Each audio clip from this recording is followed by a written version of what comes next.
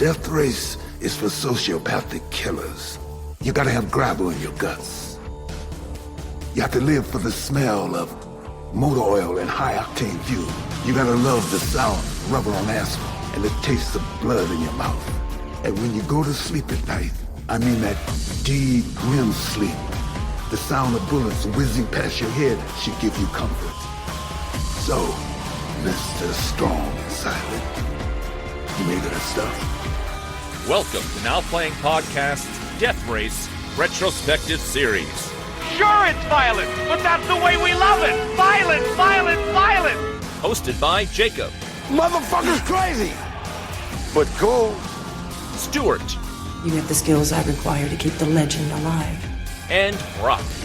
Whoever named your car the Bull was only half right. But be warned, this episode will contain detailed plot spoilers and strong language. You know what the Dalai Lama said about committees? Oh, that's right. He didn't talk about committees because he wasn't a pussy. We hope you enjoy the show. Sounds like the odds are stacked against us. Then do what you do best. Drive.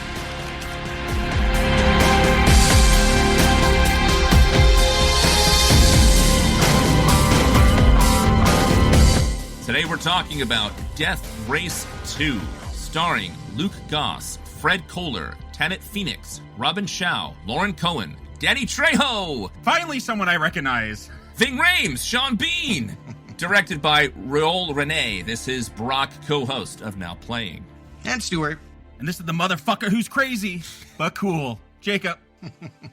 Okay. Well, here's the thing, guys. I heard the enthusiasm last week. It was good entertainment, but it didn't make money. It's kind of strange that Universal decided they could go forward, but they are going forward in a way that usually is a very bad omen. This did not get a theatrical release. Death Race 2 came out to, Redbox in January 2011, straight to streaming, straight to plastic disc.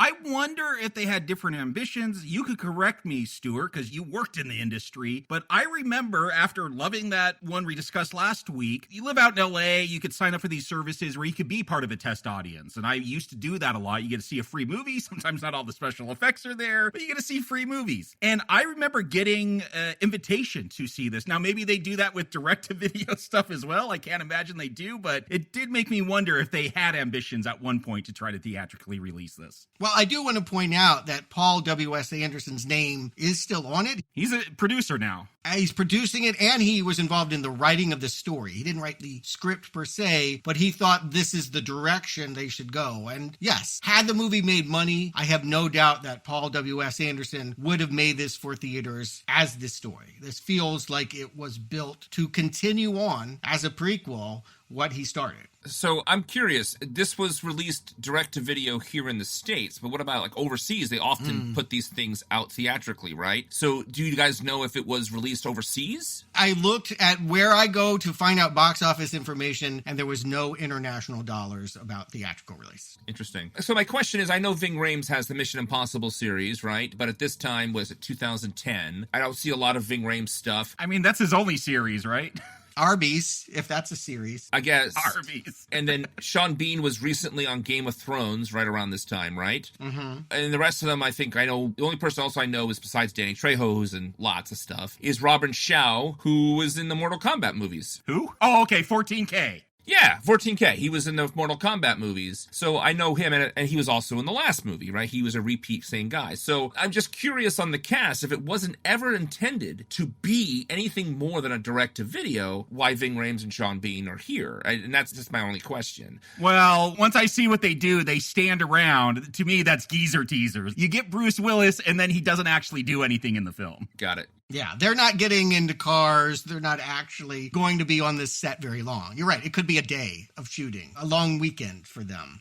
You guys picked up what I was throwing down. So yes, that's exactly what I'm seeing. They they got a vacation to South Africa where this was shot, which really stood out to me when they zoomed past the Cape Diamond Hotel. I'm like, oh, this is South Africa, isn't it? And it was. So let's be clear. They are continuing on with what they set up last time without Jason Statham, without Tyrese, without Joan Allen. What is going to be the tie? Interestingly, prequel. We're going to show you how this race even came to be. Who is Frankenstein? Why was he ever popular? These are the questions that part 2 are going to try to answer. Which I did not know going into this film. Like at the beginning, I'm like, okay, what is this? Another guy's going to get thrown into jail. We're going to do the same thing all over again. Right. That's what you'd expect. That is the obvious. And then, yeah, in the first act, I realized, oh, this is going to be a prequel. The death race has not happened yet. So here's my thing. When I hear direct to video, that's strike 1, right? Yes. And when I hear prequel, that's strike 2. It's so hard to find a good prequel movie. And they always start out, we're doing a prequel. And like Better Call Saul is phenomenal. There's a good example of a great prequel. That's like the only one, the exception that proves the rule. I guess so, because I've watched the Star Wars prequels, and there's some highlights in there, but they're certainly not the original trilogy, and we can go on and on. You guys just reviewed the Hunger Games prequel, right? So, I mean, come on, the Harry Potter ones, it goes on and on and on, that they just think prequels are a good idea. Okay, it rarely works. Okay, I agree with you. You've made excellent points, but as counter, I will simply offer this. Sometimes it's not a sequel or a prequel, but in rebooting something, it can be really nice to see, case in point, Casino Royale. How did that iconic James Bond become the person we think about? That is a movie that is sort of a prequel to our understanding of James Bond. So in that way, maybe in only that way, something like Batman Begins or Casino Royale works. I mean, this is a movie starring Luke Goss. Prequel is the least of my concerns here. Honestly, though, this is direct-to-video Death Race. I didn't even know it was a prequel going in, but I feel like this, when you have Frankenstein, a driver who's often replaced, I said with Death Race 2000, I wanted Death Race 1990. I wanted the prequel to that, telling us more about David Carradine's character. So I'm totally open to that. And like, again, Luke Goss, direct-to-video, directed by the guy who did Inhumans. I have very low expectations. Prequels is the thing I'm least worried about now. You've seen Luke Goss in other things? Yeah, Hellboy 2, The Golden Army, under heavy prosthetics. Yes, it should be said, when you've seen him before, he is in Guillermo del Toro movies as a monster, creature effects. You will not recognize him this way. Blade 2, apparently he's one of the vampires as well. He was in Tekken. I'm on the video game retrospective. Oh, that's right. Oh, I haven't seen that one, yeah. I don't want to talk about it, but I don't remember him, and you don't want to watch this. I believe his resume also touts his appearance as Danny Zuko in the London revival of Grease. So the guy's got range. He was in a boy band with his brother, twin brother, called Bros. I wish I could track that down. That sounds amazing. Bros? The British band from the 80s? Yeah. Yeah, that's actually a legendary band. Oh, okay. I had no idea. Yeah. I didn't know that. What I find impressive is that you knew that name. I never heard of that band. Yeah, I thought that was a joke, Bros. Like, yeah. But it does feel like they're going for Jason Statham light, getting this guy that's bald. Like, they're trying to trick viewers. Yes, that is what you resent, is like the people that design box covers back when we had video stores to look like the thing you want, and then you get home and go, oh God, it's not. Yeah. This is Transmorphers, not Transformers. But you're right. The Inhumans director, just to reiterate, because people, I know they don't know what that is. I mean, the Scorpion King 3 director as well. Like, nothing good on this guy's resume. Again, this is Universal. They take their franchises and make sequels that nobody asked for. And yeah, you get tricked because you think it probably should have the same quality as the original. But yeah, this director made the worst thing that the MCU has ever done. I don't want to hear about your Marvels complaints or Eternals or even the Thor movies. Even Madam Web, man. I'll watch Madam Web any day over Inhumans. Right, yes, yeah. When a red wig and a giant dog are fighting, beating up on people, you've lost the war. And I had to pay IMAX prices to watch that. So I will always remember hating that movie. So already a not recommend. I feel like a lot of hate's going to be carried over. A sequel to a movie I absolutely did not enjoy. No, you did not.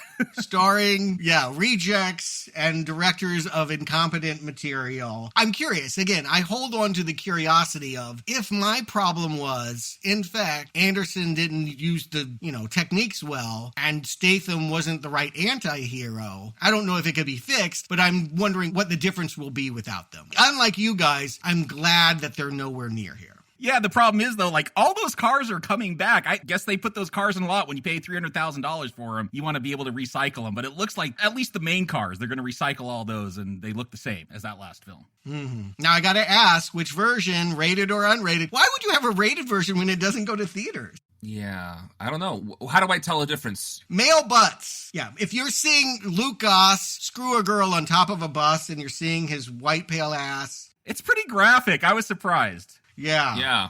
You are watching unrated. That's interesting because usually you see the women be exploited that way, not the men. And this one, it was the other way around. For sure. Yeah. Yeah. Well, don't worry. There's lots of sexual assault in this one. Mm-hmm. Indeed there is. So yes, I saw the unrated cut, unbeknownst to me. As you know, if I have a choice between rated and unrated, I always go rated because unrated rarely adds anything of value. But hey, I didn't know which one I watched. I watched the one that was available to me.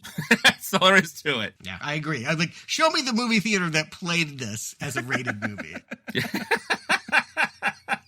Well, besides that sex scene, what else happened in this movie? Stuart, give us a plot. All right, long before Jason Statham and Tyrese broke free from Terminal Island's 3-day death race, the penitentiary was just a simple post-apocalyptic hellhole where racial tensions flared and folks named Big Bill and Apache stabbed each other in the neck with toothbrush shanks. And news reporter September Jones, played by Walking Dead's Lauren Cohen, is the visionary who sees the entertainment potential of such behavior. The TV journalist convinces her boss, R.H. Whalen, played by none other than Marcellus Wallace, Ving Rhames, to greenlight Death Match, which is a pay-per-view prison cage fight. But the inmates are more inclined to surrender than fight to the death, and it just doesn't bring in the ratings. So then September notices new inmate Carl Lucas, played by our star Luke Goss, and he is a wheelman and bank robber who had a spectacular high-speed chase that was caught on live TV, and who now spends his days working in the prison machine shop, melting down the surplus of automobiles. So why not let him and other gearhead convicts race around in unsafe conditions and call it Death Race? Yes, this is a prequel, and yes, the inmates are happy to have an opportunity to win their freedom. But they're actually more interested in claiming $1 million. There's a bounty that has been put on Luke's head by his mob boss, Sean Bean. And so for the first 2 days of Death Race, most of the 9 participants are gunning for our anti-hero until Luke forms an alliance with a triad leader named 14K. We know him. He's in the last movie. And he's played again by Mortal Kombat's Liu Kang, Robin Shao. He saves the Chinese driver from Nemesis Xander in the hopes that he'll repay that life debt and kill Sean Bean. And then tragedy strikes. Luke's black Mustang is sabotaged by mechanic Rocco, and the driver is trapped for an extended period in a burning car. He emerges barely alive with burns on 80% of his body, and September Jones proposes that he just continue on the next day wearing a metal mask and black leather, and he can call himself the franchise's iconic death racer, Frankenstein. And Luke does indeed take to this new persona, but not because he's dying to be in a reality TV series. While everyone else is peeling away from the starting line at day 3, he turns his car around and takes the opportunity to run down September Jones. And this happens at the same time that the duplicitous mechanic Rocco is being stabbed in the shower, and the Chinese triad is assassinating Sean Bean in his home. So the conclusion really sets the stage for the Statham reboot, and apparently a couple more straight-to-tape sequels we're going to cover in the weeks ahead as credits roll. What is the name of the company in Resident Evil, the Umbrella Corporation? Umbrella, right? But you're on the right track. Wayland is the company in the Alien franchise. And I've never seen a Paul W.S. Anderson movie that didn't have extensive referencing to James Cameron's Aliens. He always does it. Oh, really? Oh, yes. So is the actual one from Aliens? Yeah. And the last time they made a joke about oatmeal, and it was cornbread in Aliens. It was the same thing. He will always do a bit from Aliens, for sure. All right. Yeah, because I was thinking the idea of what this company is and how it's omnipresent reminded me of that. Yeah, it owns a TV news channel and it owns a prison, apparently. It owns everything. And so it's just easy to have that synergy when we get started here. We see a prison riot in which the reporters are already there. They knew it was going to go down, apparently, and they're going to want to televise it live. And look, I'm just going by the moment here. Where I am, seeing this prison riot, I wish we were back at the steel mill with Statham, who actually knows how to fight. Here, I could see people like actually pulling their punches. It's shot horribly, it looks bad, and it is not adrenalizing. Yeah, the fight, the choreography was terrible. Also, there's like, 4 or 5 racial slurs in the first minute of this movie. It was unbelievable. No, that's what I'm saying. With the sexual assault and like white guys using the N-word, it just feels like this is 2010, like just edgelord, like we got to push it. Like they're trying to tap into that irreverence of Death Race 2000, but it's on the wrong side of it. Yeah, and also it's kind of like an equal opportunity. They throw out all different kinds for all different kinds of people. So they don't just focus on one. They offend everybody. Yeah, what that tells me, and I agree with all of your points, but it actually makes me a little bit more forgiving about the experience I'm about to have is we're not telling you this is the next action blockbuster franchise. This is a Corman movie. In essence, it is in the spirit of what has happened before. Yeah, you're right. And there's going to be nudity and violence. Like, it's just trashy in a way that makes me ask less of it than I did last week. This one does feel much more in line with what Corman would do. Absolutely. His name's not on it, but it could be. He's an executive producer. I think he gets that for all of them. Right. Well, yeah, that means nothing. I don't think he's on set. He gets a check. Yeah. Yeah, he gets a check, but it's truly something he would be, is the word proud of? It's something that he would produce, for sure. Whereas the movie last week didn't have, for better or for worse, his signature. Yeah, because that had to go out to theaters. Yeah, right. Exactly.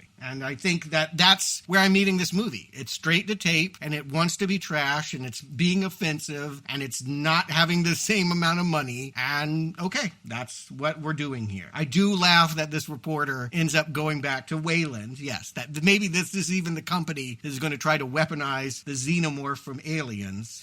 And they're like, yeah, we'll start with a death match. I'll fund you your idea that, were bum fights still a thing at this point? I know that at a certain time, people were selling videotapes of, homeless people attacking each other. I feel like that was early 2000s. We had Celebrity Deathmatch, the claymation thing on MTV. Yeah, bum fights. I feel like that was early part of the 2000s. Yeah, maybe a decade before. The Jackass era. We are in an era where reality TV, which I feel like all stems from like extreme Japanese game shows, like are now on American television. We have an entire generation that's getting more used to the idea of people doing goofy/dangerous things for our entertainment, Wipeout, what have you. And so, yeah, you would throw a little money at this and maybe you could put it on Fox or was UPN still around? You could maybe put on a reality prison fight show on one of the lesser networks. Yeah, Spike TV, FX, there you go. Yeah.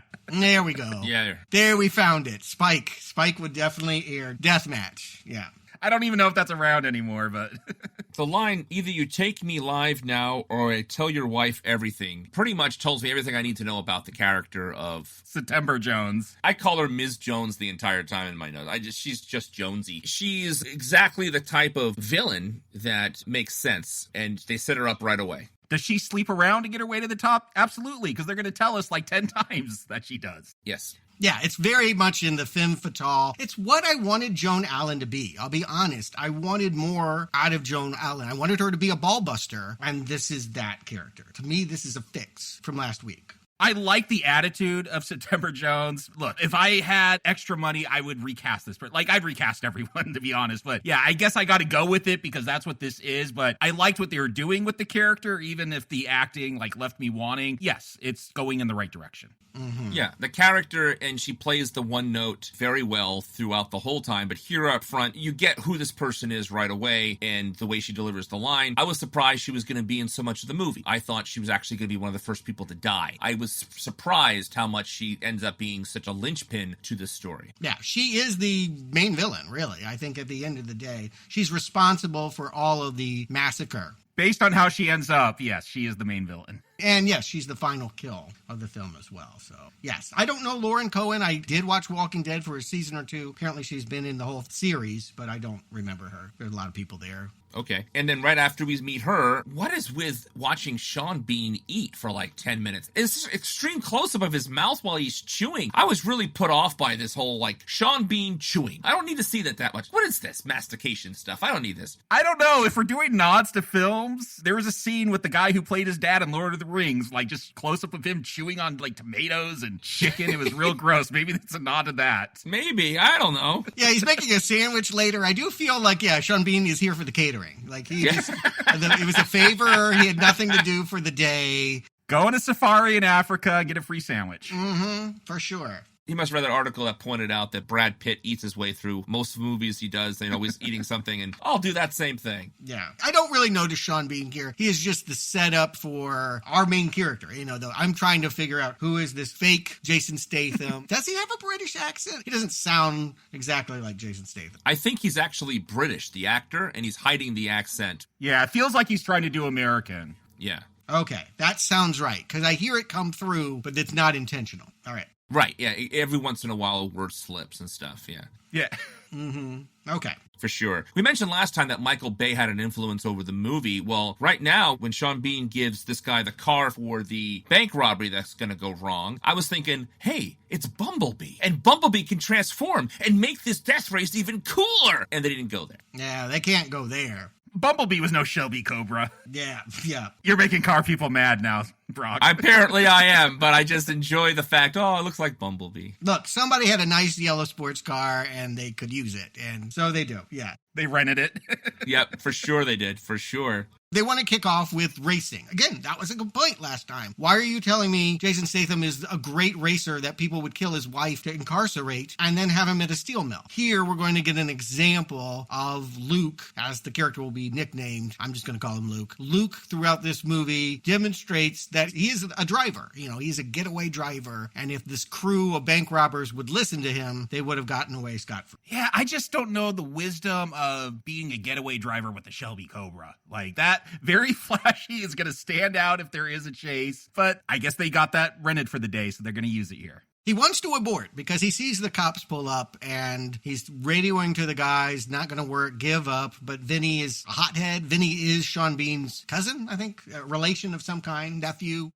Yeah. He has gotten the job through nepotism and ergo not very good at it. And before the scene is over, he's dead and they're running from cops. So how do you feel about this? Because what they did with Statham, which you didn't like, so maybe you love this time, Stuart, but Statham is always like, save the cat, save the cat, save the cat, good guy, good guy, good guy. I'm expecting the same here, even if, okay, you're the getaway driver. We talked about Ryan Gosling doing that. Like, I don't see him as a bad guy. When he shoots a cop, then it's hard to, like, you kind of deserve this now. Because I thought he goes in there, again, the typical hero goes in, they find some way to save the cops and save their crew, but it all goes wrong, and he's a cop killer at this point. I love it. Again, this is exactly what I was talking about last time. They made that character so boring. He's so innocent. Yeah, this guy is really complicated. He deserves to go to jail. And so it's not a tragedy that he's going to be incarcerated. That instinct is gone, and I love that. So they also have it, though, all go in slow motion as if he's watching his life end. That's what I got out of that slow motion bit here of him watching all the action going down in slow motion. Like, he realizes his life is over as he knew it. And yeah, slow motion's used a lot in this movie. And here I found it indulgent by the director to the point where it's so obvious to me while he was using it, but it's better off left for grenade shots later in the movie. It kind of felt like this opening scene with the bank robbery and things like that, all these opening scenes to get him into prison, I get that they're here for a purpose, but I was uninterested and bored and waiting for them to get us to the prison. But you do get my point. Yeah, that's what I'm talking about. It's a similar story. I get it. You like it because they're developing the character different. From my point of view, because the action isn't as strong, like, okay, yeah, maybe they're doing something more interesting, but at least at this point, I'm not hooked into this film yet. I'm like, I'm seeing the strings and the seams, and it looks cheap, and it hasn't convinced me yet. It will convince me at one point. Spoiler alert. But at this point, I am not impressed. Arms folded, exactly what I expected to get out of this straight-to-video thing. And the music is like a Casio keyboard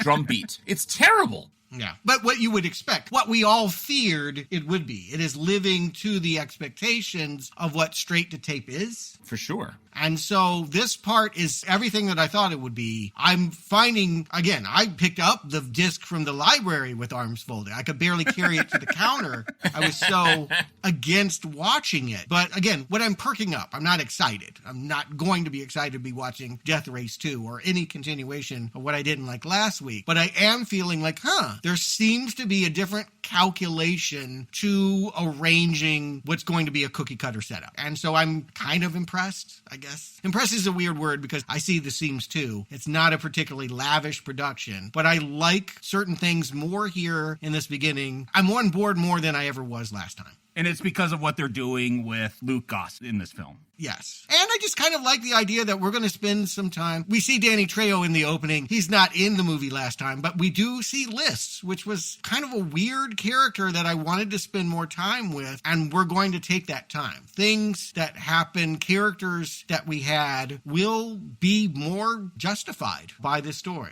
I'll be straight up. I was excited when I saw List on that bus with Luke as they're going along that big, long bridge. I think they just recycled that scene from the last movie. But I'm like, there's List. Do we ever find out, though, what he did? Maybe I missed it. But, I know he's going to kill someone in the shower, but I didn't catch what he did to get in prison. Freeze frame when he gets called into the death match. They run his stats by the screen real fast. Mm-hmm. Matricide. He killed his mom. Oh, interesting. Oh, that makes some sense, I guess, for his character. Yeah, he kind of has a Norman Bates-ish, kind of boyish. Yeah. What was interesting, I looked up this actor. He was the older son in Mr. Mom, a personal favorite of mine. He was this kid actor in that. Yes. Exactly. Matricide. See? This is what I'm talking about. His acting here, he kind of faded into the background. He had stuff going on last time, and clearly he was one of the more interesting characters in the last movie that didn't really have a lot of screen time. Here, I'm not saying he's the world's greatest actor, but what he's doing here is leaps and bounds above a lot of other people around him. The level of acting here is definitely direct-to-video for me right now. It's really lower bar. And last time he came into the movie, and I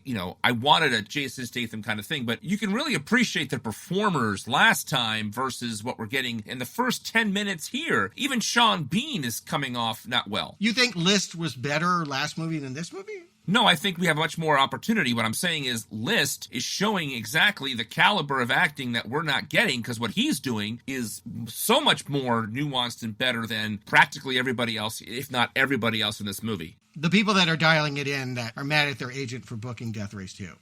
Yeah, clearly. Even Sean Bean is coming across badly, whereas this guy is really doing a lot for me in the little bits that he has here. And it's just a shame that he's highlighting by mistake what we're not getting and what we didn't realize we got in the last movie. Again, no one had Oscar-caliber performances last time, but you can really tell that the acting is lower tier here. I don't know that the acting's any worse this time, but the star wattage is lower, right? For sure. That's what I feel is when you're a star, you bring a certain electricity, just period, by being there. And no one's impressed by Luke Goss. No one knows who Luke Goss is. And yes, we're all thinking fake Jason Statham. You love his band and you don't even know who he is. Yeah, well, that's so weird he's in Bros. That is bizarre, yeah.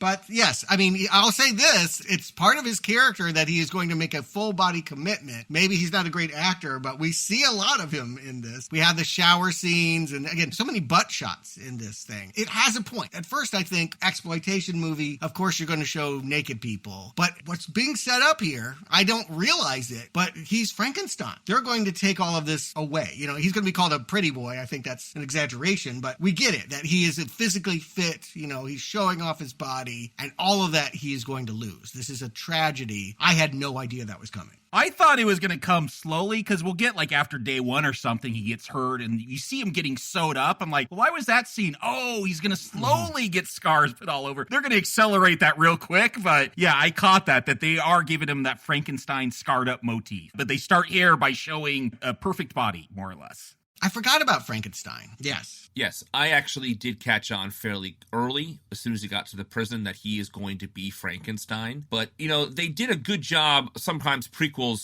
they go to the well sometimes too often of, wink, wink, here, this is a part you're going to want to remember later. Here, they really didn't really tease it too much. It was more subtle, and I give them the compliment for that. I did figure it out pretty early on, but it was kind of nice that it wasn't a hit you over the head obvious. But here's probably why I wasn't thinking of it. They never justified to me why people like Frankenstein. I don't know why he has this cult appeal to him other than you really like the mask or whatever. And I think they did show the mask when they were doing the credits early on. I think I should have known it's coming, and maybe I even in the back of my head knew that someone was going to be Frankenstein. But what I note about this guy is people like him because he's noble. First thing he does is say, I'm not going to rat on Sean Bean. I'm too loyal. I'm going to be a good guy. I'm not going to take a plea deal. I'm not going to talk about his, criminal enterprise, even though I could. I was close enough to it. I could name names, but I'm that kind of criminal. Again, that makes him a cooler anti-criminal. He has a code of ethics, but he does bad stuff. That, to me, is what you want in an exploitation movie like this. Right there, you nail it. The fact that he won't snitch, I'm like, yep, that's true. Like, that is how this character would be. So it just clicked with me. Like, I'm like, okay, this gets a little bit of credit now because they clicked into something that feels right. And then I love,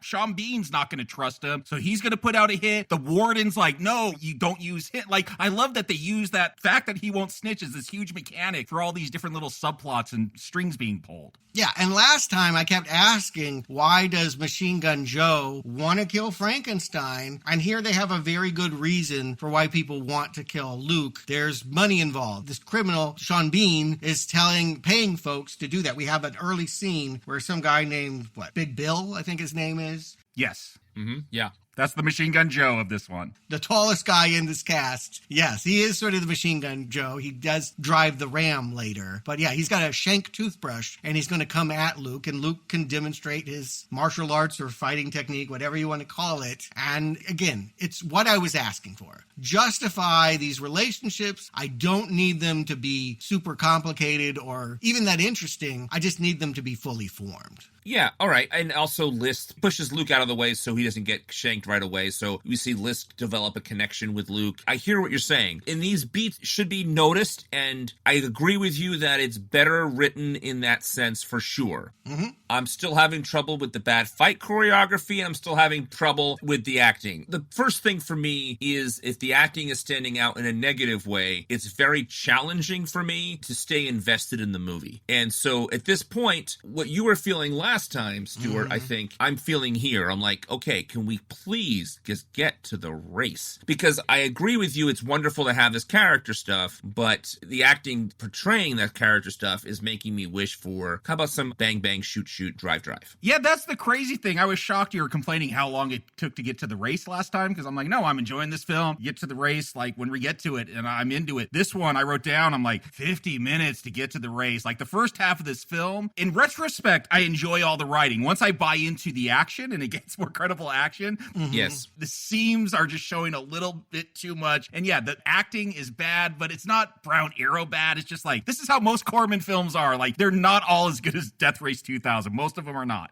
Yeah, this is a trash movie, and this is what you get with trash, and I accept it because it's at that level. I mean, I think I'm trying to meet it where it's telling me that it is. This is good enough for me because it is straight to tape. If it were playing in a movie theater, I would have a different level of resentment. But the other thing I would offer is you might be waiting for the death race, but they get to the death match pretty quickly. What you're supposed to be entertained with for the start of Act 2 is that it's just a cage gladiatorial match. And I like this as evolution, but at first I got so mad because I'm like, oh, I bet this film is going to be an hour and a half of just cage fights, and then they'll come up with the death race at the very end. Like, thankfully, it does not go that way, but I do like this evolution because I'm a big fan of Thunderdome. I think that should be done in real life. And so, yeah, get these cage matches. Wow. Get the ratings. I'm all for it. Okay, I see that. Anyway, I will say that it is a lower budget choice, right? Yes, it happens to work really well for the prequel that they're telling, but if they had more money, they would be in cars already, right? Yes, I mean, obviously.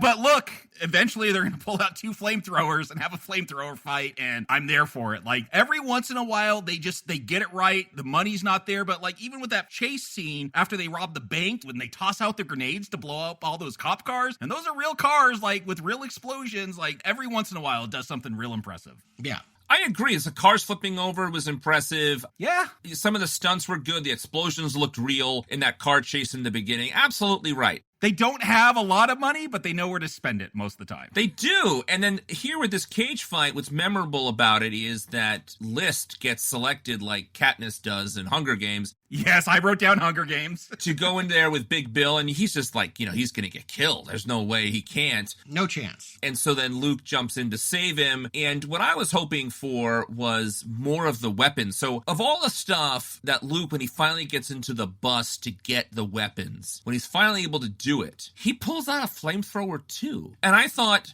that's a really big missed opportunity. They could have had, like, I don't know, a throwing star that make the thing blow up, the tank blow up. They could have had like a mace on the chain again. They could have had just a regular old staff, something different than 2 guys having a flamethrower fight, because how interesting is a flamethrower fight? Counterpoint, go watch Mandy, where Nick Cage has a chainsaw fight. Like, sometimes the same weapons, when they're extreme as those, are fun. And I want to just say, when Jacob's like death scenario happens and Brock, you and I are in the cage, yeah. I want the flamethrower and you can have the mace. Yes. That's fine. I would want a flamethrower. You want that ranged weapon. Yeah, I would want the flamethrower. I'm understanding what you're saying. I'm just saying, in the movie I'm watching, I just don't think it's very interesting to have a flamethrower versus a flamethrower. That's all. Yeah, I like that they had a flamethrower. Again, I think this movie is benefiting from the very low expectations that I have, and the fact that I truly did not enjoy anything last time. This movie is creeping up on me. I'm finding that I'm like, oh, I'm not hating you. I was entertained by this cage match fight. I mean, I was surprised because I was resentful that we're having this and not racing. And then the fact when he jumps in and they have a fight, I was like, okay, good, okay. I mean, I don't like the flamethrowers, but yeah, okay.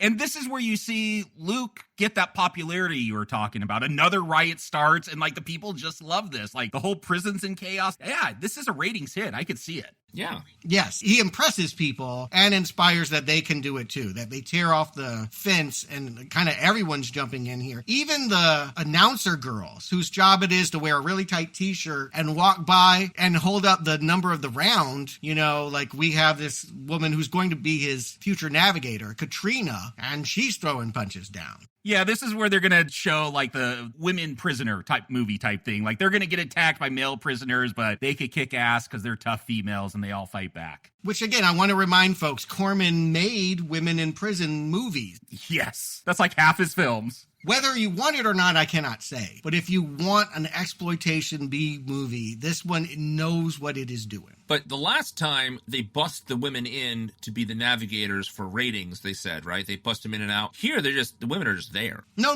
Well, because a fight's going on. Yeah. Yeah, they don't establish it in the setup, but later, after he's getting off the operating table, she's being moved onto a bus. And so we're to take the knowledge we already know that they need TNA for the ratings and know that she was bussed in from the women's prison to hold up the signs. But there's like 10 girls, right? So I was wondering, do they fight also in the cages? No, well, I didn't imagine that. I just thought that they would cut to them kind of like a cheerleader. They do have female wrestlers, but I think they were just ring girls announcing the rounds. Yeah, that is what I'm imagining. Also worth pointing out, we had one other fight setting up supporting characters. Another complaint I had last time. Who are the other people? We have 14K. Why is he called 14K? I don't know. 14 kills. Oh, 14 kills? But does he change his name every time? No, but they said 14 kills on the outside or on the inside. Something like that. I don't know. I just went with it. Yeah, if I'm a, millionaire, I can, be cool. But like 14K, and you're like, all right.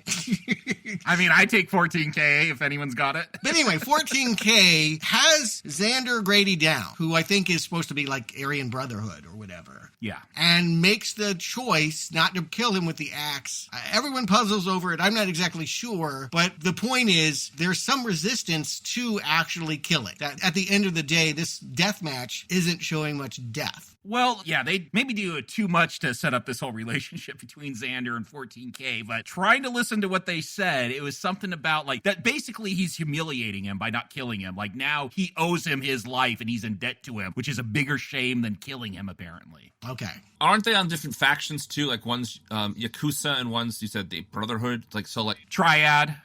That's it. So if he does end up killing him, then there's going to be like an all-out war. It could cause a gang war, yeah. Right. So that's why he humiliated him instead, which is worse for personal reasons, but he's avoiding a giant turf war thing. But it's bad TV. The point is the ratings are actually going down and the ratings peak. This show would probably be canceled and September would be without a job, except Luke did get baited into jumping into the cage and inspiring both the people around the cage and presumably the people watching at home. I can now see why, although people don't know that They don't know he's Frankenstein when he shows up as Frankenstein. Do they? Yeah, I guess they wouldn't. I don't think they do. They can't.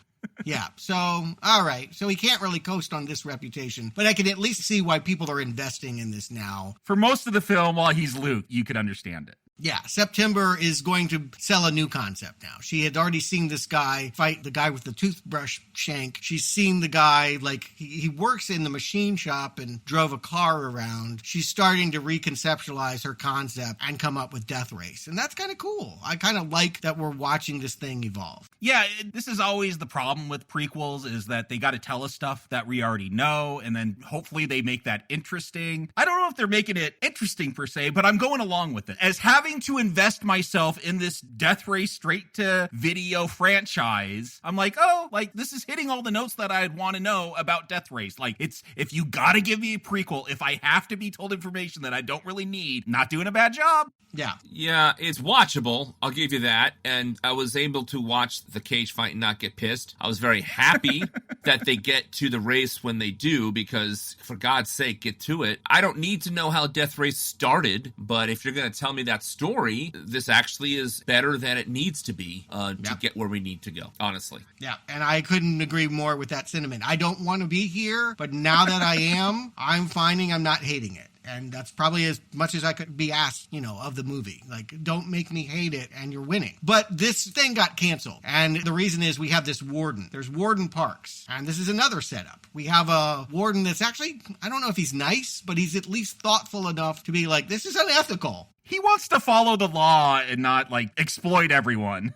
Yeah, this is unethical. We shouldn't do this. We shouldn't exploit prisoners for ratings. And this is too many people are getting hurt. And again, that gets September thinking about how she can get rid of him and setting up the idea that Joan Allen is going to come in by the end of this movie. Of course, they can't afford Joan Allen. No. Of course, if Joan Allen called them and said, hey, I want to do another one and I'll do it for scale, they would have written her into this movie. Yes. Sure. But it kind of is nice. They're taking their weaknesses and making it a strength by having this other warden who they can now see as, the counterpoint to her. And I don't know who this actor is, but this guy playing Warden Parks, he gives enough sass, he gives enough pushback that I like him. Like, he recognizes this is wrong. He gets a few good one-liners in. Like, again, no one's winning any awards for here, but every once in a while, someone surprises me, and that is a surprise in a movie of this quality. I do not concur. I do not like him at all. And then the fact that he has this moral high ground he's standing on, I could have used a little more of an actor for that role. Okay.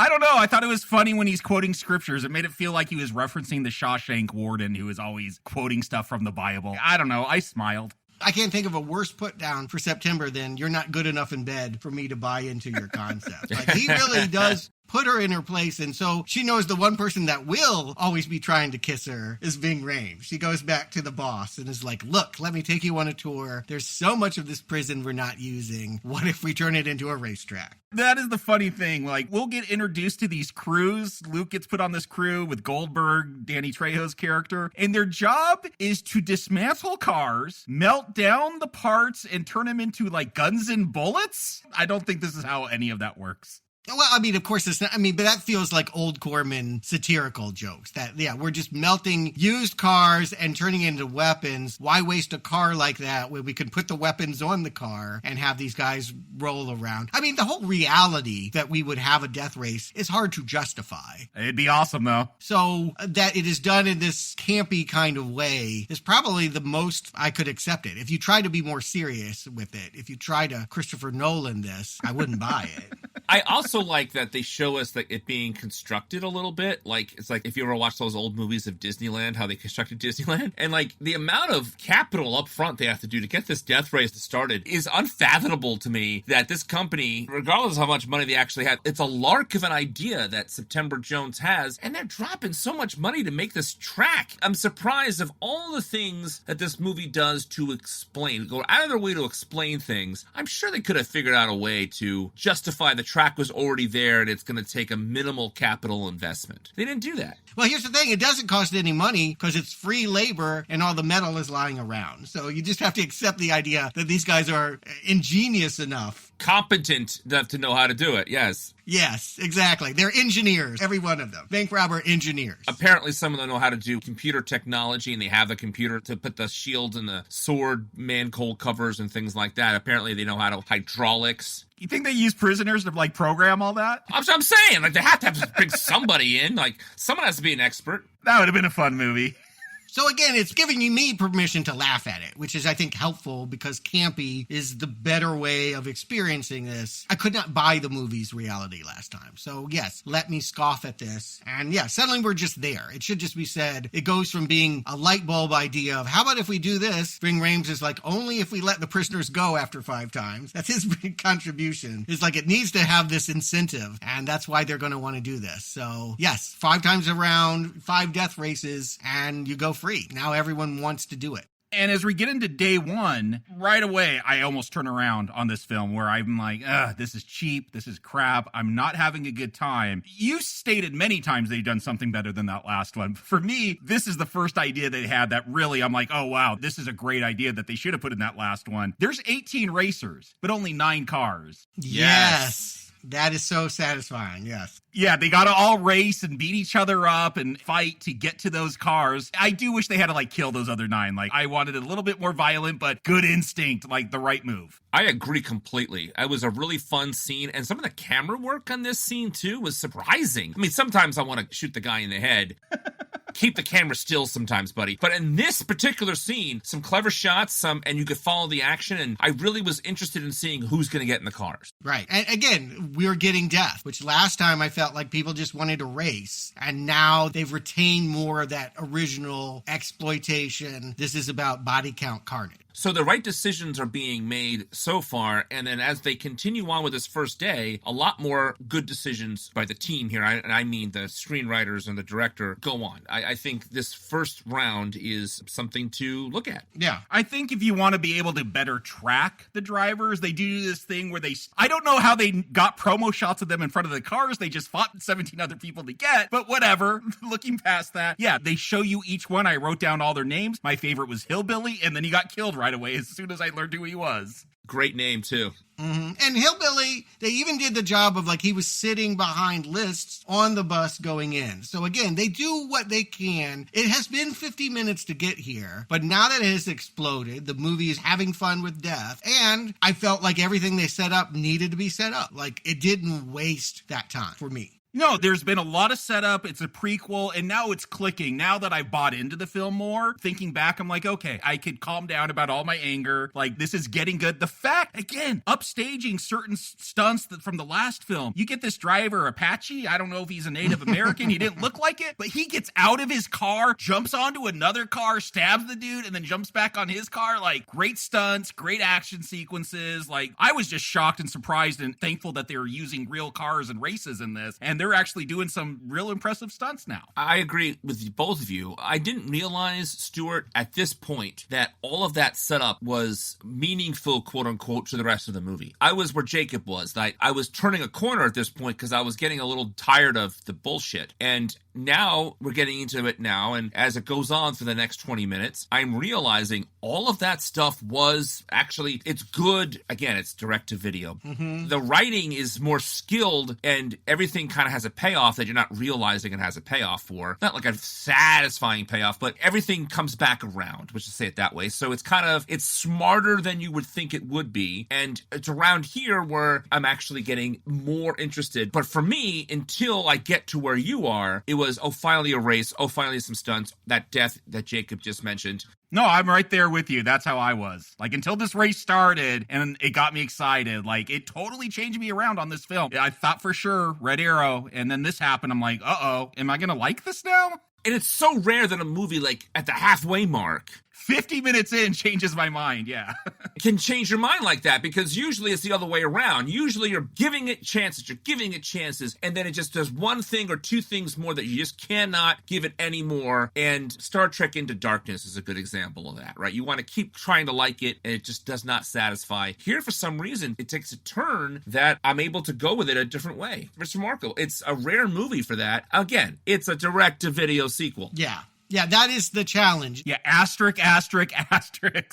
We're all pretty up on this, and some of that has to do with the fact of the low expectations, and I think that's important to keep. If you're coming here expecting the level of polish that you got last week, it doesn't have that. But if you're expecting a movie experience, which was my major complaint of, like, this movie is crap last week, the writing, the setup to all of this, the characterization, dramatizing why we should care about our main lead, all of that is done with much more skill. And so, yes, I'm like you. I didn't think there was a way in hell I was going to recommend anything called Death Race ever again until we got someone whose name is not Paul W.S. Anderson off of the script. And this is, how can I complain? Again, it's meeting all of my complaints from last time and giving me a fix. I mean, even Katrina, I feel like all of those navigators did nothing last time. They were TNA. And here, she's going to have this cool moment where Big Bill is coming at them, and they're going to do the thing where she has to climb out onto the car, but she, like, turns the gun turret and ends up, like, firing on him. She has a badass moment that didn't happen last week with Case. That just, we are seeing all these characters have more bloodlust, get more into the death of the race, and it's just all the difference. Yeah, and I think that's the benefit of it being direct to video. Again, they wanted a test audience for this, but it feels like they're like, no, this is direct to video. Let's leave all the sleaziness, all the stuff you typically take out. And maybe for this kind of movie, it's better for it.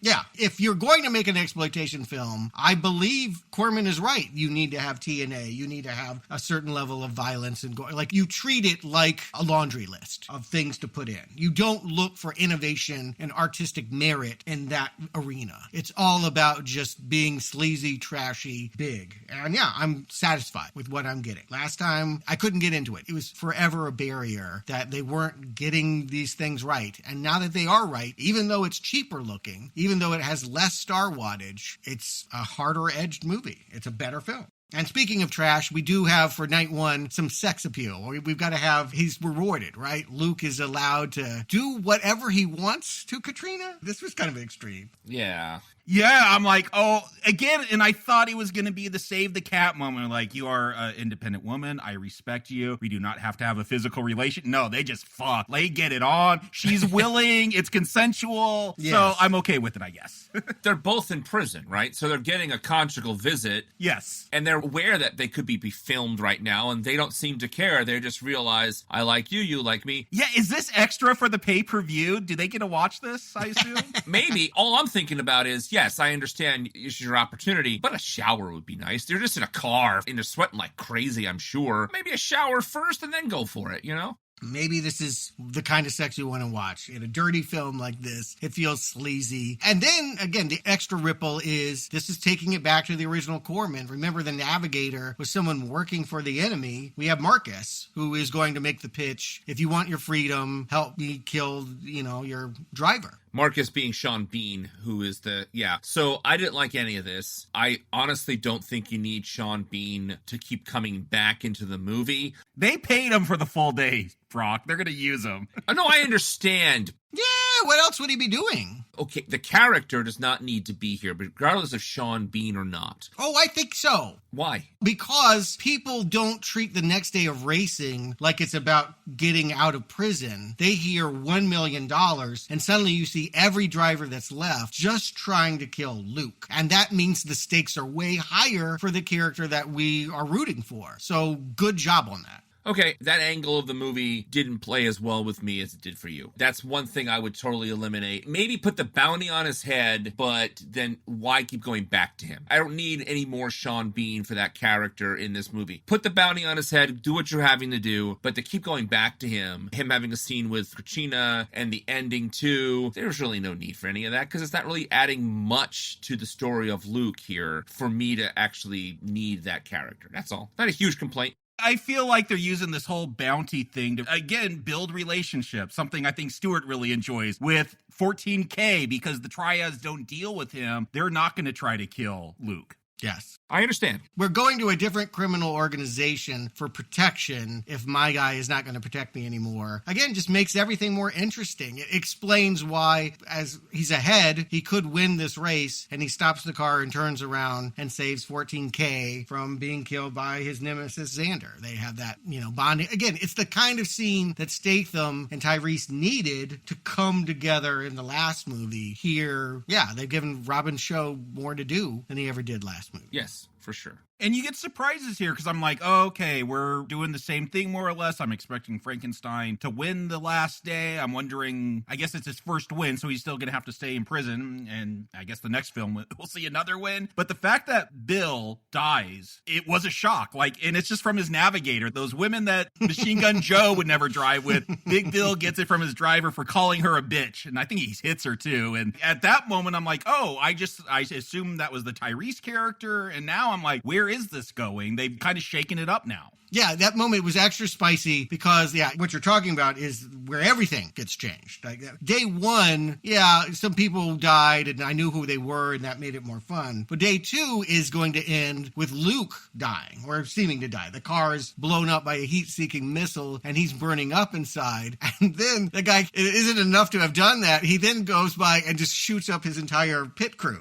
He just kills the people that work on his Ram and he shot them. Yeah, I love the fact that his navigator just pushes him out and runs him over. But yeah, I'm like, is Luke going to die here? Because that car starts on fire. Katrina runs in. His pit crew run. Everybody runs into this room and there's no saving him. That thing, is totally on fire, totally engulfed in flames. I'm wondering if he's dead. They're going to bring in a totally different person. It'd be a weird plot development, but I have no idea where this is going. I had forgotten about Frankenstein. And if they had hit it over the head, in the middle of day two, the sex scene, they were watching the old Universal Frankenstein while they had sex or something like that. If they had underlined the fact that this is a Frankenstein origin story, I wouldn't have been as delighted as I was to realize when he's pulled out burnt what this all means. It's actually quite satisfying to know that he's turning into the character. I was surprised it happened on stage 2. That's the only thing. I knew it was going to happen at the end of the movie. I didn't realize that was going to be now. Mm-hmm.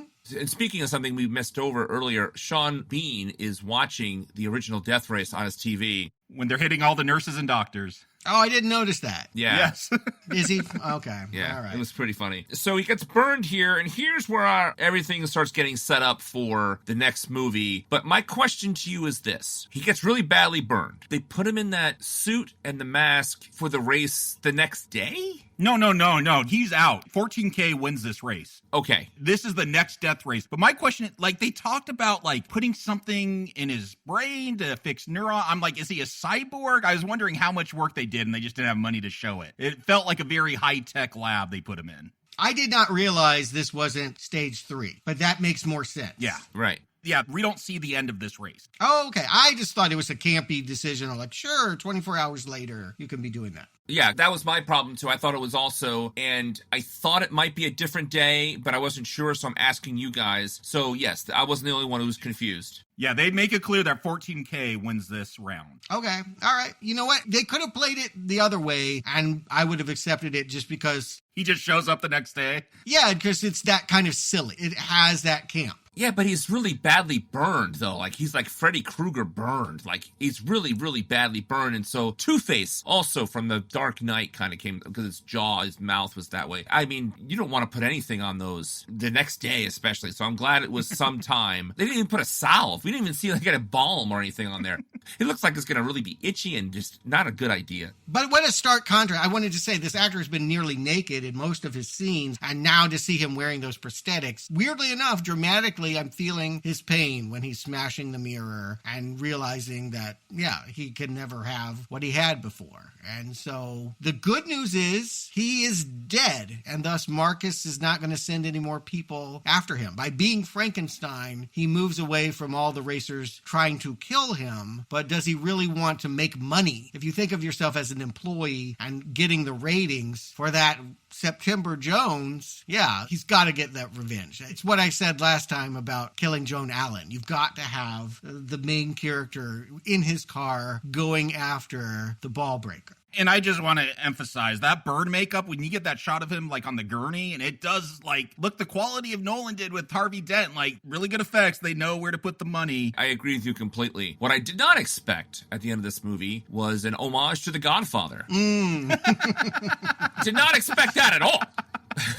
It's true. It is, though. Yeah, we have this cross-cutting 3 different assassination thing. And obviously he's doing Godfather. He knows it. Clearly. Yeah. It's funny, but it makes it more fun. It would be fun enough to watch September run over. By this point, everyone wants her dead. When they cut away to the warden that got fired in the bar and buying everyone around after she's run over. When they cut to Ving Rhames and, you know, he's dismissive and just happy he doesn't have to go to her 9 o'clock meeting the next day. Her death is enough, but that we have these 2 other ones, I don't know, it does add to the over-the-topness. Yeah, the fact that this turns into a revenge film was a nice surprise. Again, I thought it was going to be a copy, another race. And no, none of this, like, at this point, it is just getting revenge on everyone. Shivving people in the showers and running over people, all that. Like, it's a totally different film, and I'm thankful for that. I'm like, yes, I thought we were going to get a repeat, and you found something different to do. This is a nice little surprise. Yeah, and All People Lists does it in the shower. Yes. Again, I mean, I've really liked him more this time than I did last time. And Danny Trejo, we haven't talked about him much, but when, you know, they call out his name Goldberg, he's the last Mexican Jew and he killed all the others. Yeah, I like this crew more. I like all these characters more. And it makes all the difference in the world. I wasn't asking for greatness last time. I was asking for coherence and I was asking for characters. And this ending, yeah, when we had the triads bumping off Sean Bean and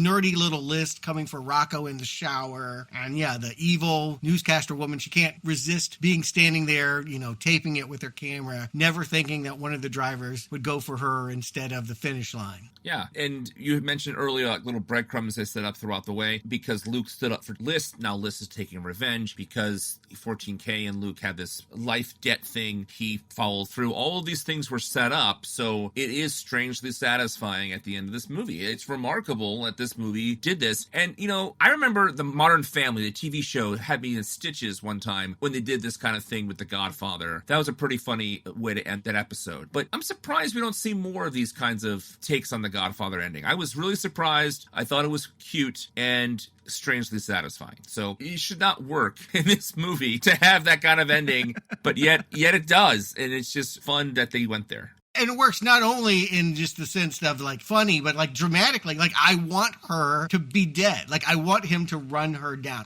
Wasn't invested in who died last time. It didn't matter. And now it does matter. It matters that nerdy little List like gets to be cool and stab the bad guy in the shower. Like all of this, it's no Godfather. I think we can all admit a straight to tape Death Wish 2 is not even Godfather 3. Thank you. Yes, exactly. But it gets a little bit more power out of it than you would ever have guessed. Underestimate this at your peril. So Jacob, Stuart, do you recommend Death Race 2? Jacob. You know, sometimes you can just look at a brief description of a film, or the artwork, and you just go, uh-oh. And that's all I could think of when I had to put on Death Race 2 was, uh-oh. A direct-to-video sequel? Uh-oh. From the director of The Scorpion King 3, Hard Target 2, multiple WWE films, and The Inhumans? Uh-oh. Starring Luke Goss, star of... Uh-oh.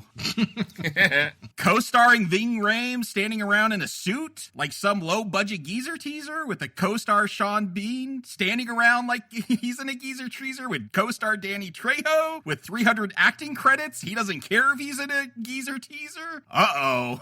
No race until almost an hour in. Uh-oh. So many uh-ohs for putting this film on to like the halfway mark. And then like something happens. As much as we've made fun of this cast, Danny Trejo and Liz, like, yeah, they carry me through. Like they are enjoyable, just like I found Ian McShane and Liz in the last film. The stunts are back. They're using real cars again. This is not CGI heavy effects again. And they're even upstaging some of the stunts that I felt like they did in the last film. They have cool developments. The fact that this isn't a repeat, it was just a shock. This film really reminded me of the similar experience I had with Bird Box Barcelona, where I'm like, oh, I'm going to get the same thing in a different country. And then they found something new to do with that concept. And I'm all here for this. I like the concept of Death Race, but if I have to sit through 4 films that are connected, I need to have more than 3 laps every movie. And they found a way to do this. Listen, this is still cheap. There are still lots of uh-ohs. You're going to cringe in some scenes. Like, do not take this as us saying this is a great film, but it's entertainment. If you like that last Statham one, if you like the concept of Death Race and you want to get lost in that kind of world, I think you've said before, I know I've said it, I don't want to do franchises. I don't want a sequel to another movie. Like, I get it. Wrong podcast. All of a sudden, I'm like,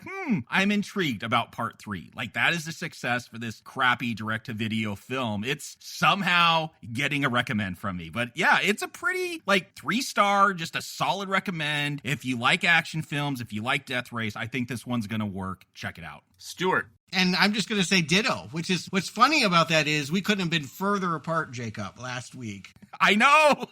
And now we are in complete and total agreement about what we've just experienced. It is not a wonderful film. It is not memorable if you didn't see it. Your life's not going to be changed if you do. But yeah, if you just want to fill up your tank on B-movie high octane, it's been built to run correctly. I mean, the difference is I felt like everything was off about the vehicle last week. And maybe some of that was that they were trying to go more mainstream. The good news about this now being straight to tape is they don't have to be better than that. They can just be trash exploitation. And they are, believe me.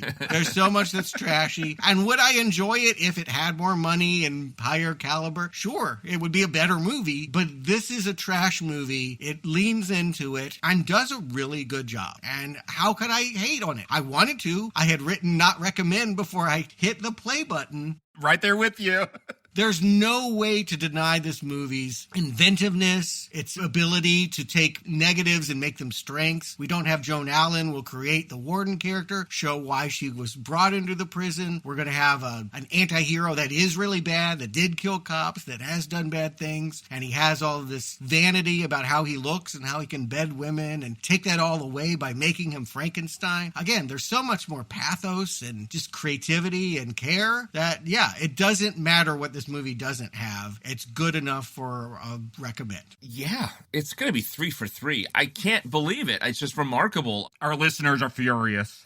Yeah, I enjoyed last week's movie more than Stuart did, but I think all 3 of us saw the same movie here. And I think the low expectations did help. But Jake and I mentioned it earlier, like halfway through this movie won me over. And then I was seeing all sorts of things that the movie was doing. And I was like, well, dang, good for them.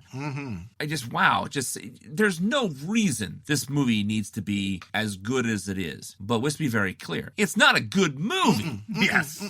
Yeah, we are overselling it. Yeah. Because we are so shocked. Yeah, but it actually works for exactly the same reasons the last time it worked for me. This one works as well, but then it actually does a little bit more that makes it, I think, a slightly better movie. The thing I'm missing, of course, is Jason Statham, the star power, right? I'm missing that a lot. There's no star power here. No star power whatsoever. So to me, it's, I liked it much more than I thought I would like it. I was surprised at what it was doing, and it is a little more polished than it needed to be. Do I have hopes that the next one's going to be as good as this one or better? No, I do not. I think next week we're going to be treated to what we think, the three of us, the prejudice that we had going into this one. It might come back and hurt us next week. We'll find out when we get there. But for right now, Death Race 2 gets a green hour from me, and wow, that's amazing to me. I did not see this coming. I thought I would be the only fan. The 3 green arrows. Yeah.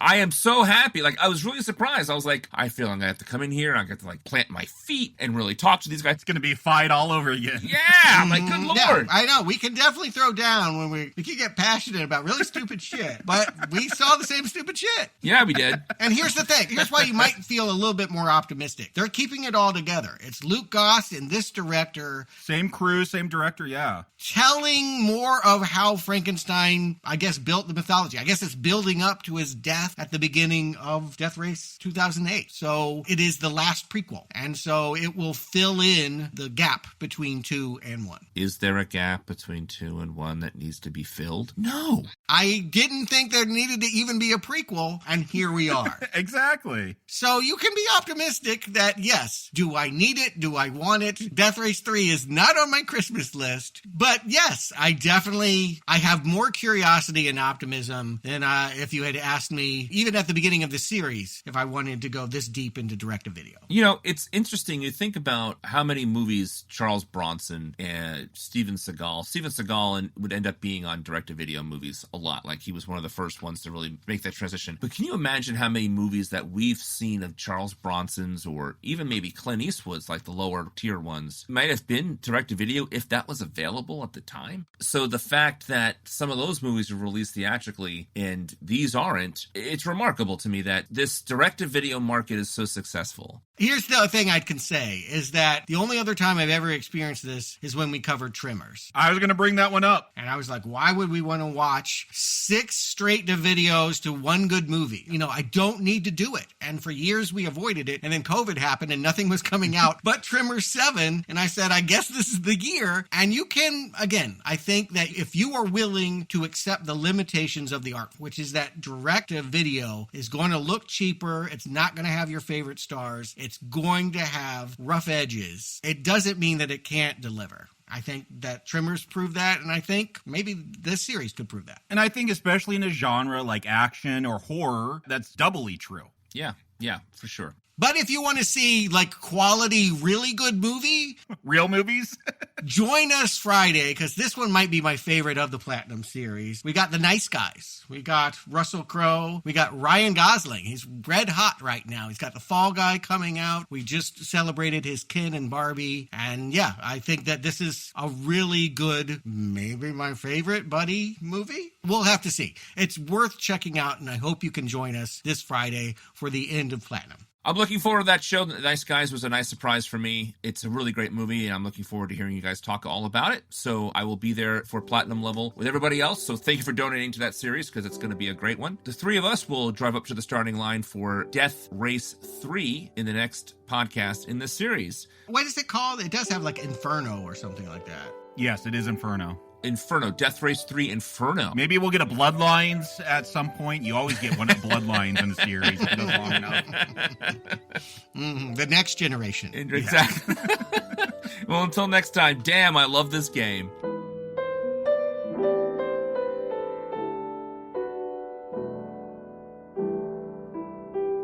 Well, America, there you have it. Thank you for listening to this Now Playing Podcast movie review. My pleasure. Support from listeners like you keeps Now Playing Podcast on the air. What'd you expect? Another pretty face? You can donate directly by tapping the support button at nowplayingpodcast.com. It's time for action. You can also compare notes with us on Letterboxd. Go to letterboxd.com/nowplaying to see what our hosts are watching when we're not recording podcasts. And follow Now Playing on Facebook, Twitter, Instagram, and our YouTube channel. Why can't they see me as I see myself? A kind, gentle soul imprisoned by abs of steel. Now Playing Podcast is produced by Arnie Carvalho. He moves them, inspires them. Associate produced by Jason Latham. You're very good at what you do, and I'm very good at what I do. Now Playing is edited by Heath, Santiago, and Arnie.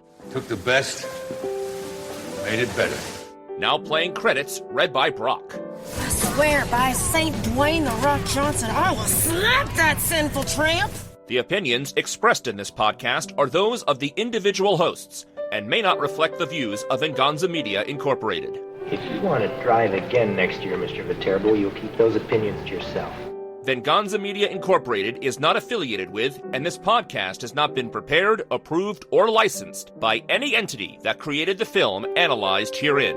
Don't talk to the other drivers. Frank never did. Part of the mystique. Let the mask do the work. All movie clips and music included in this podcast are the intellectual property of their respective copyright holders. They are included here for the purpose of review, and no infringement is intended. You got that right. Now Playing is a Venganza Media production, copyright 2024, and no part of this show may be reproduced, repurposed, or redistributed without the written permission of Venganza Media Incorporated. All rights reserved. Good night, Mr. Frankenstein.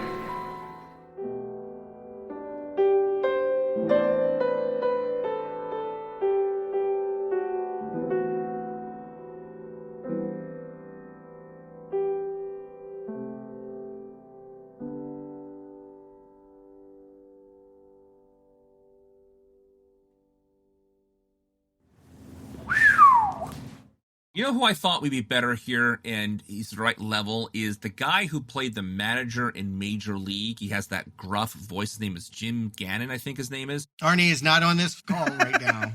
But no, I know who you're talking about. Arnie knows everything about Major League. I saw it once in 1988. It's one of my favorite movies when I was in junior high, and I rewatched it a few years ago, and it's still a funny movie. Anyway, it's a rough kind of voice like this, kind of like Nick Nolte in later year kind of voice.